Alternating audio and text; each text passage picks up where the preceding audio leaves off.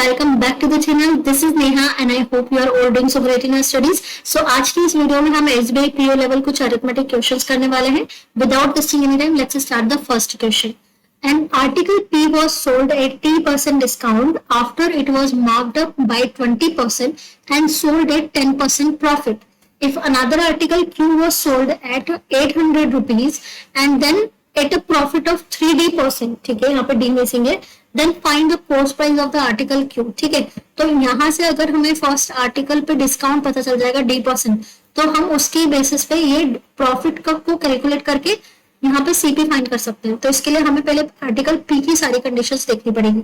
अब article P बोला गया है कि मार्क किया गया है 20%। 20% की फ्रैक्शन कितनी होती है? 1/5, यानी कि कोई आर्टिकल की कॉस्ट प्राइस कितनी होगी? 5 यूनिट अगर होगी तो उसको कितने में बेचा जा रहा होगा? उसको मार्कअप कितना किया जा रहा होगा?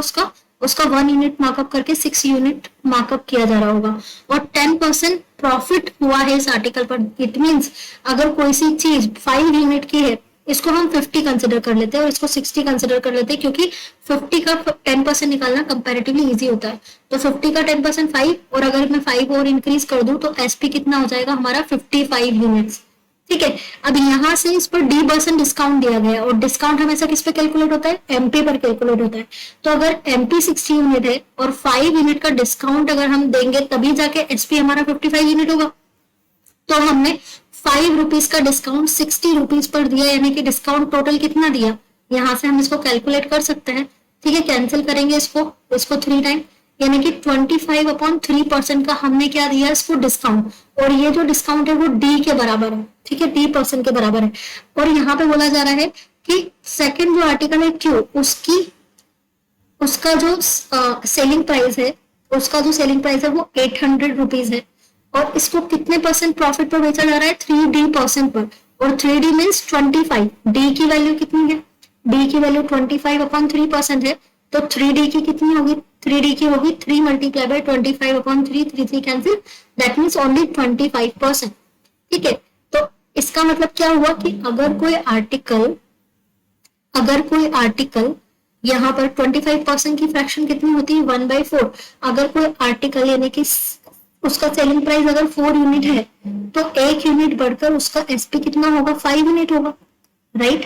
और 5 यूनिट की वैल्यू हमारे पास 800 दी हुई है, तो 1 यूनिट की वैल्यू कितनी आ जाएगी? 160। ठीक है, 160 1 यूनिट की वैल्यू आ गई, तो 4 यूनिट की वैल्यू कितनी होगी? 160 × 4, that means 640 rupees. So answer क्या आ गया हमारा?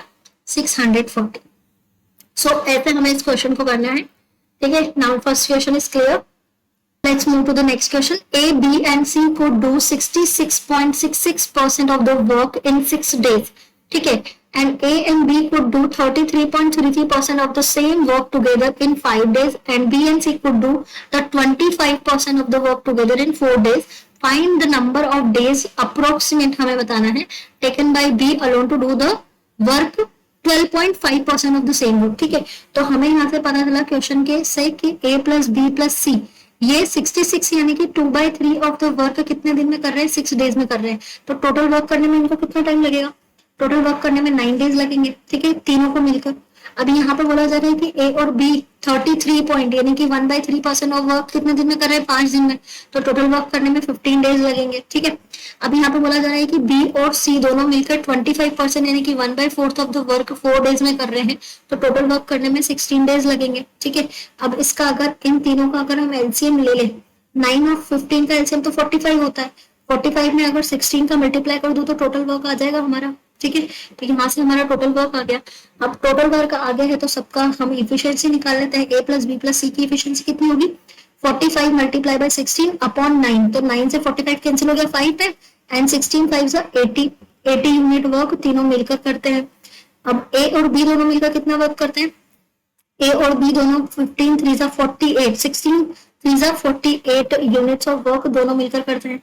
और B और C 16 डेज में इतना वर्क कर लेते हैं, तो मतलब एक दिन में कितना करेंगे? 16 कैंसिल एंड देन 45। ठीक है, 45 यूनिट। ठीक है, अब यहाँ से हमको ये समझ में आया कि अगर हम A plus B और B plus C को ऐड करते हैं तो हमें मिलेगा A plus 2B plus C। ठीक है, और यहाँ पर A plus B plus C की इफिशियंसी कितनी थी? 80 यूनिट्स। ठीक है, तो ए प्लस 2b प्लस सी, इन दोनों की इफिशियंसी मिलाकर कितनी हो रही है 93 यूनिट्स। यानी कि ये जो बी, एक एक्स्ट्रा बी आ रहा है, वो कितना यूनिट्स ऑफ वर्क एक्स्ट्रा कर रहा है, वो 13 यूनिट्स ऑफ वर्क एक्स्ट्रा कर रहा है।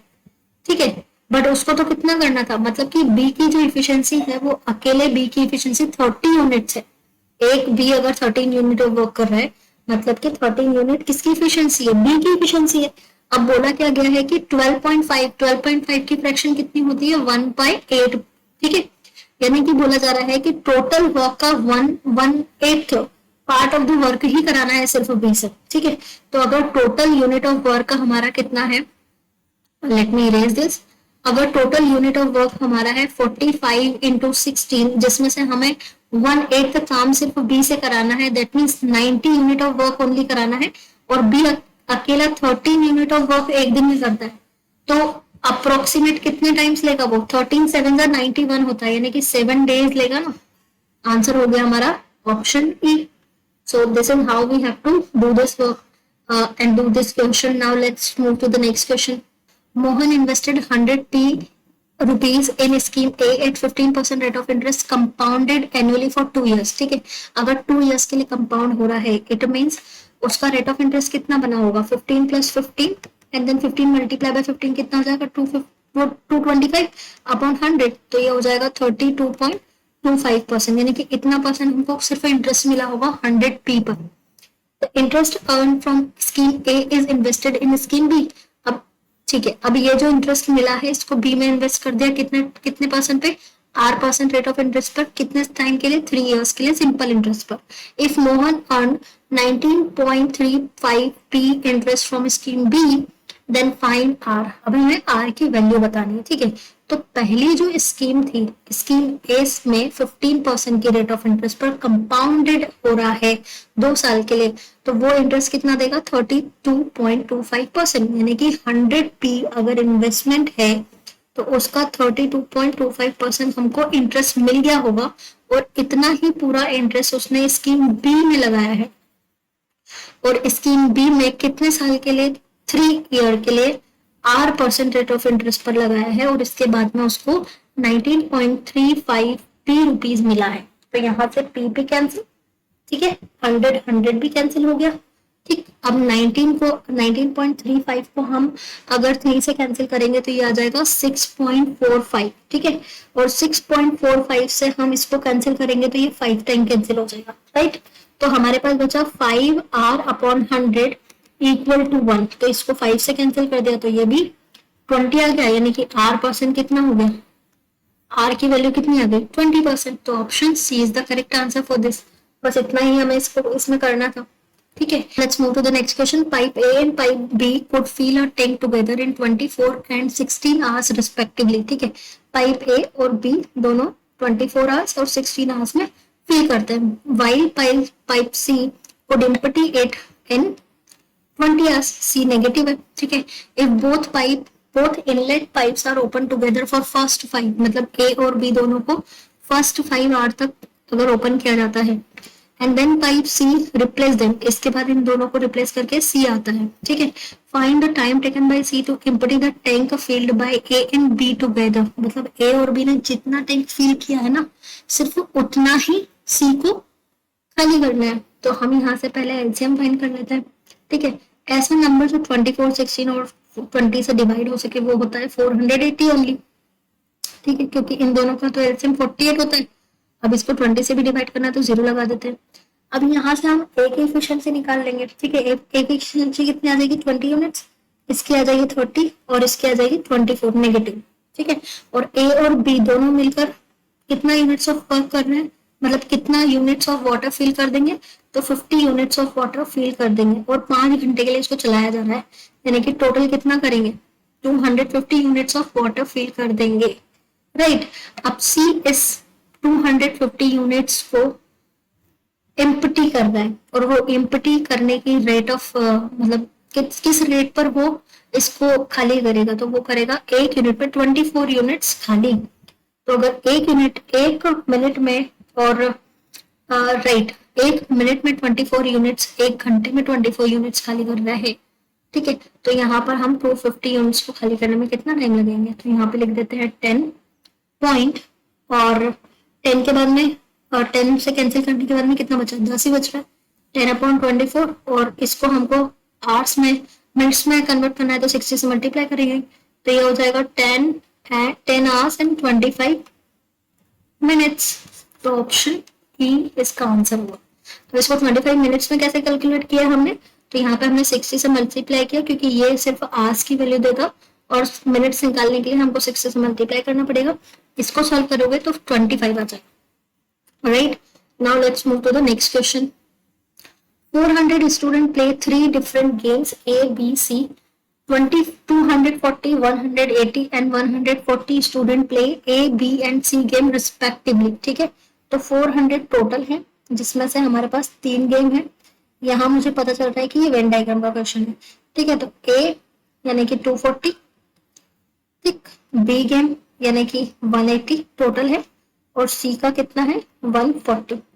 अब बोला जा रहा है आगे कि if 10 student plays A and B together, A and C together, ठीक है, A एंड C यानी कि ये वाला, और बट नॉट B, ठीक है, मतलब इतना वाला part only. 50 student plays B and C together, that means इतना वाला पार्ट, ठीक है, but not A, and 60 student play A and B together but not C, मतलब कि ये इतना वाला पार्ट, ठीक है। अब ये इतना तो हो पता चल गया। Then find the number of students who play all 3 games together. हमें बताना है कि ये इतना पार्ट हमें बताना है कि कितना है। तो सपोज कर लेते हैं कि ये x है, ठीक है, यहाँ से हम इसको ले लेते हैं कि x नंबर ऑफ स्टूडेंट जो है वो तीनों गेम एक साथ खेलते हैं, ठीक है। अब देखना है यहाँ पर, अगर गेम A 240 स्टूडेंट प्ले करते हैं, जिसमें से 60 और 10, और ये x को मैं रिमूव कर दूं तो सिर्फ ओनली A वाले पता चल जाएंगे हमें, ओनली A वाले। तो लेट्स सब्ट्रैक्ट, अगर 60 प्लस 7 और 60 प्लस 10 यानी कि 70 हम इसमें से माइनस करेंगे तो 170 आ जाएगा माइनस x। फिर सेम हम यहाँ पे करते हैं, 180 में से हम 60 भी माइनस कर देते हैं, 50 भी माइनस कर देते हैं और x भी माइनस कर देते हैं, तो यहाँ बच जाएगा 70 माइनस x। सेम ऐसा यहाँ पर बच जाएगा, ओनली C वाले कितने होंगे, 80 माइनस x, ठीक है।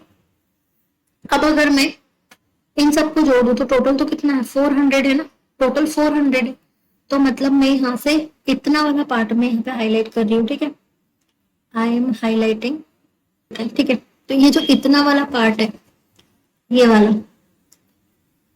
वाला पार्ट पूरा कितना है, ये वाला पूरा पार्ट हमारा है 240 है हमारा पूरा वाला पार्ट, ठीक।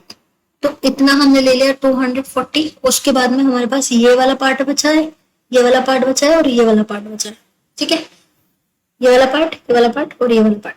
तो हम यहाँ से इसको ऐड करके टोटल में से सब्ट्रैक्ट कर देंगे, ठीक है। तो यहाँ पे हमने 70 minus x plus 50 plus 80 minus x, तो ये किसके बराबर होना चाहिए, टोटल के बराबर होना चाहिए, जो कि है 400। तो हम इसको ऐड करेंगे तो ये हो जाएगा 440 माइनस 2x इक्वल टू 400। अब ये 2x इस साइड जाएगा, 40 इस साइड आएगा, तो 2 से कैंसिल हुआ, x की वैल्यू कितनी होगी 20, यानी कि 20 ऐसे स्टूडेंट्स हैं और जो कि तीनों गेम एक साथ खेलते हैं, तो यहाँ पे आ गया हमारा 20। So this is how we have to solve this question. So these are the only 5 questions we have today. So in the next video we will talk about the next 5 questions. Till then, bye bye everyone. Thank you for watching. Please like, share and subscribe our channel.